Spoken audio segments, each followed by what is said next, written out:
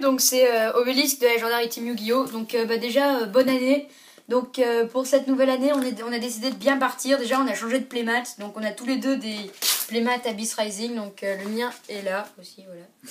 Donc voilà, on a tous les deux des playmats Abyss Rising. Et donc aujourd'hui je vais vous faire une vidéo de deck profile pour bien commencer l'année. Donc le deck profile d'un deck que je me suis fait en fait en grosse partie avec des échanges. Et donc je vais vous présenter. Il tourne assez bien parce que j'ai réussi à battre un mermail avec ce deck là qui était quand même pas facile à battre. Donc voilà. Donc le deck c'est un deck Shenburn.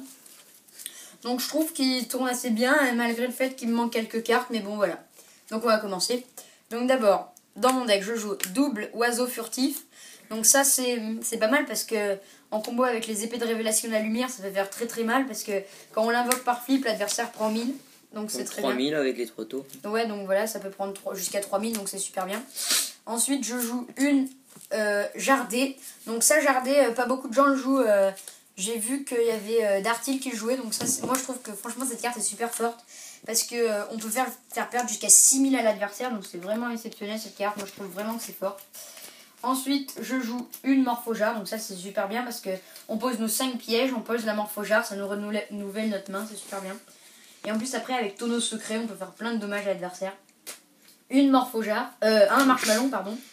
Donc ça c'est super bien, l'adversaire prend 1000 et il n'est pas destructible au combat, ça permet de temporiser. Je sais pas comment ça s'appelle cette carte en français. En anglais c'est Swift Scarecrow, donc c'est épouvantail quelque chose. Et donc c'est bien, on le défausse et on termine la battle phase. Donc c'est vraiment bien. Je crois que c'est rapide ou un truc comme ça. Et on prend pas de dommages. Après pour finir je joue un Lava Golem, donc j'aimerais en jouer 2 mais j'en ai pas de deuxième. Ensuite, au niveau des magies, je joue 3 épées de révélation de la lumière. Donc ça, c'est la base, vous l'aurez compris, pas besoin de vous expliquer. Je joue aussi 3 jours de paix. Donc ça, jour de paix, c'est franchement bien parce que déjà, on prend pas de dommages et on pioche une carte. C'est vraiment cool. Ça, on le fait en général après qu'on ait infligé tous les dommages à l'adversaire. Comme ça, lui, il peut pas nous en infliger, mais nous, oui. Ensuite, moi, je joue 3 court-circuit du tonnerre. Donc ça, c'est très très fort, court-circuit du tonnerre. L'adversaire prend 400 pour chaque mot sur son terrain, donc c'est vraiment bien.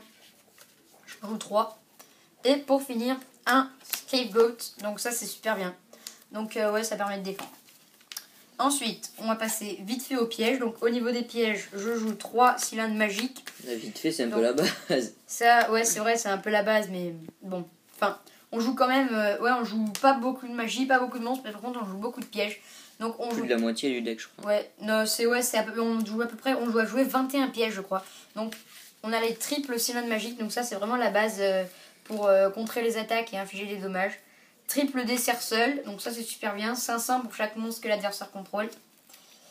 Ensuite on joue 3 pioches de défense, donc ça c'est pour se défendre et piocher des cartes.